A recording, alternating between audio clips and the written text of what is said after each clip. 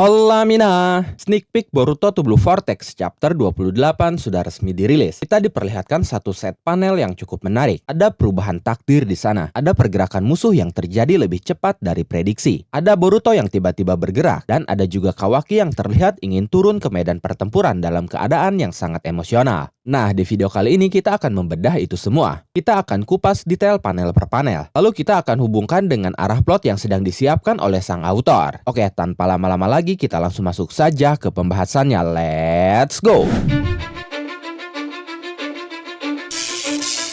Cause I don't give a fuck what you say.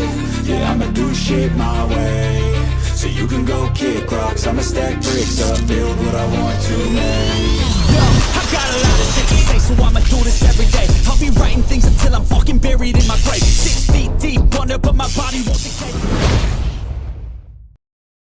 Sebelumnya kita bahas sedikit chapter 27 di mana dalam chapter itu Mamushi dan cloningannya sudah tiba di Konoha. Mereka sudah berdiri di dinding pagar Konoha dan bersiap untuk mencari target mereka yaitu Eida. Nah, sneak peek ini menjadi respon dari kedatangannya itu, bukan dari pihak Konoha, tapi kita diperlihatkan para sekutu Boruto yang muncul dalam beberapa panel dalam satu halaman. Di panel pertama kita melihat Boruto yang sedang bergegas pergi ke suatu tempat. Saat itu dia tidak menggunakan Hiraishin no Jutsunya, tapi sedang terbang dengan sangat cepat. Banyak pertanyaan yang muncul dari panel ini. Salah satunya, kemana Boruto pergi? Apakah dia pergi ke Konoha? Jika iya, kenapa dia memilih terbang dan tidak menggunakan Hiraishin no Jutsunya? Lalu kenapa dia harus ke Konoha? Padahal dia tahu pergerakannya akan memancing Jura. Untuk menjawab itu, kita harus memecahnya satu persatu dan menghubungkannya dengan informasi dari chapter-chapter sebelumnya. Pertama, kita perhatikan katananya. Dalam chapter terakhir sebelumnya, Boruto menemui Sumire untuk memintanya memperbaiki katananya yang retak. Nah, jika kalian perhatikan dalam sneak peek ini, Boruto sudah membawa katananya di pinggangnya. Itu artinya katananya itu sudah diperbaiki. Nah, karena itu, sangat besar kemungkinannya bahwa Boruto di panel sneak peek ini baru selesai bertemu dengan Sumire. Hal itu pun yang menjelaskan kenapa dia justru terlihat terbang dan tidak menggunakan Hiraishin no Jutsunya. Sebenarnya bukan tidak menggunakan Hiraishin no Jutsu, tapi dia sudah menggunakannya. Kita tahu, katana Boruto sudah ditandai oleh segel Hiraishin. Jadi sebenarnya dari markas, Boruto menggunakan Hiraishin menuju lokasi Sumire atau katananya itu. Lalu setelah mendapatkan katananya, dia terbang menuju lokasi Mamushi atau salah satu lokasi di Konoha yang sedang dalam bahaya, di mana lokasi itu tidak memiliki tanda segel Hiraishin. Jadi dia terpaksa terbang menuju ke sana. Tapi pertanyaannya sekarang, kenapa Boruto harus buru-buru bergerak untuk mengambil katananya? Karena jika dia mengambil katananya, artinya dia siap untuk bertarung. Dan jika dia memutuskan untuk turun ke medan perang, otomatis akan memancing Jura. Lalu kenapa dia melakukan itu? Padahal di pertarungan sebelumnya melawan Jura, dia sudah kalah telak. Ada beberapa kemungkinan yang terjadi di sini. Tapi sebelum itu, kita harus ingat satu fakta, bahwa pergerakan Boruto selalu diawali dari situasi yang membahayakan orang terdekatnya. Dulu saat Sarada dalam bahaya ketika diincar oleh God, Boruto datang dengan Hiraishin no Jutsunya. Lalu terakhir ketika Konohamaru nyawanya terancam oleh Matsuri, dia pun datang dengan menggunakan Hiraishin no Jutsunya. Nah, kemungkinan paling masuk akal, jika Boruto terpaksa harus bergerak, alasannya sudah pasti karena salah satu rekan atau keluarga Boruto di Konoha sedang dalam bahaya. Dan yang paling masuk akal adalah Himawari adiknya. Tapi kenapa Himawari bisa terlibat dalam bahaya? Pertama, kita tahu Himawari ini sebenarnya target Jura, dan ancaman yang datang ke Konoha adalah Mamushi. Jadi seharusnya Himawari baik-baik saja. Kedua, Jura yang mengincarnya sedang berada di markasnya bersama Hidari. Jadi kemungkinannya Himawari justru datang atau menceburkan dirinya sendiri ke dalam bahaya. Kita tahu juga Himawari ini memiliki sifat yang sama persis seperti kakaknya dan ayahnya, yaitu berjiwa pahlawan. Sehingga saat Konoha dalam bahaya, karena pasti para Mamushi itu akan menyebar ke seluruh Konoha untuk mencari Eida. Saat itulah Himawari datang membantu, dan justru pergerakannya itu memancing Jura, sehingga Boruto pun terpaksa bergerak juga, walaupun sudah pasti Koji tidak menyertui pergerakannya. Oke, kita beralih ke panel selanjutnya. Di sana ada Shikamaru yang masih terhubung dengan Koji. Shikamaru berkata, "Sial, ini beberapa hari lebih awal dari yang saya harapkan." Kalimatnya ini merujuk pada kedatangan Mamushi ke Konoha, yang pada awalnya diperkirakan terjadi sekitar 1 minggu lagi, sejak Koji memberitahu Shikamaru Shikamaru, tapi Mamushi ternyata datang lebih cepat. Di panel selanjutnya, Koji menanggapi ucapan Shikamaru dengan berkata, "Begitulah adanya, takdir sudah mulai berubah." Sepertinya perubahan takdir atau alur masa depan yang kita lihat sekarang masih merupakan efek lanjutan dari tindakan Boruto sebelumnya, yaitu ketika Boruto ikut campur dengan menyelamatkan Konohamaru. Padahal Konohamaru seharusnya mati di Sunagakure oleh Matsuri. Sejak momen itulah rantai takdir yang seharusnya terjadi